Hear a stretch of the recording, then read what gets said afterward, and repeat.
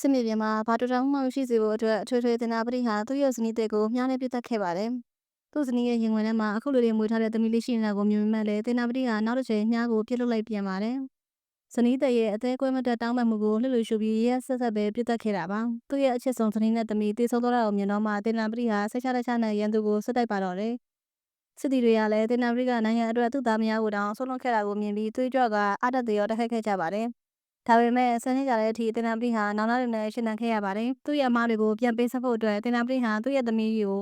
အချစ်တွေကောင်ပုံအောင်ပေးဖို့အဆုံးဖြတ်ခဲ့ပါတယ်။ဒါပေမဲ့သမီးဖြစ်သူရဲ့မျက်နှာကိုအမြင်ရတဲ့အခါမှာတော့တင်နာပတိဟာမိုးကြိုးပစ်ခံလိုက်ရသလိုဖြစ်သွားခဲ့ပါတယ်။သူ့သမီးဟာတစုံတစ်ယောက်ရဲ့လက်ထပ်ခြင်းကိုခံလိုက်ရပြီဆိုတာကိုသူချက်ချင်းသိလိုက်ပါတယ်။အကြံသမားမိန်းကလေးကတော့သူ့ကိုယ်သူတင်နာပတိရဲ့သမီးစစ်စစ်ပါလို့အတင်းပြောနေပေမဲ့တင်နာပတိကခါထုတ်လိုက်ပါတယ်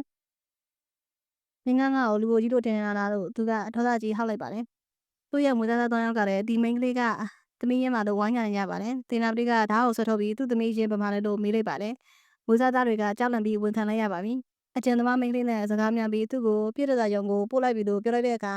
တင်နာပတိဟာဒေါသလိမ့်လိမ့်ထွက်သွားပါတော့တယ်။တင်နာပတိဟာပြည့်တသာရုံကိုအပြေးလွှားသွားခဲ့ပေမဲ့သူ့သမီးလေးဟာလက်ဖြတ်ကျော်တွေဖြစ်ခံထားပြီးသူ့ရဲ့နေမှာလဲနေတာကိုမြင်လိုက်ရပါတယ်။တသက်လုံးစစ်မြေပြင်မှာသူထက်တန်ရုပ်ဖြစ်ခဲ့မဲ့မျက်ရည်မကျခဲ့ပေမဲ့တင်နာပတိဟာဒီချိန်မှာတော့ရှာကြီးတန်ရင်ငိုကြွေးပါတော့တယ်။ငါသမီးမှာစမင်းထပင်တော်ထိခိုက်ခဲ့ရင်မင်းတို့အားလုံးကိုရှင်မထားလို့သူကအကြောင်းအားလိုက်ပါတယ်။သူ့သမီးကိုနှိပ်စက်ခဲ့တဲ့ပြည့်တသာရုံကိုမြေလံချစ်စီးပြဖို့အမိန့်ပေးလိုက်ပါတယ်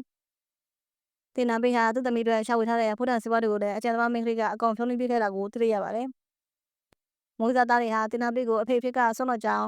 ပြောလာကြပါတယ်။ဒါပေမဲ့တင်နာပတိကဂီးမဆိုင်ပါဘူး။မင်းတို့ငါသမီးကိုဒီလိုဖြစ်အောင်လုပ်ထားပြီးမှအေးအေးဆေးဆေးနေရမှထင်လားလို့သူကပြန်ပြောလိုက်ပါတယ်။တင်နာပတိဟာသူ့သမီးတွေတရားမျှတမှုရှာပေးဖို့ဆုံးဖြတ်လိုက်ပါတယ်။ဒီနေ့ငါသမီးတွေတရားမျှတမှုမရရင်ဒီချင်းနှံကိုလူလဲပြစ်မယ်လို့သူကရဲရဲဝံ့ဝံ့ကြေညာလိုက်ပါတယ်။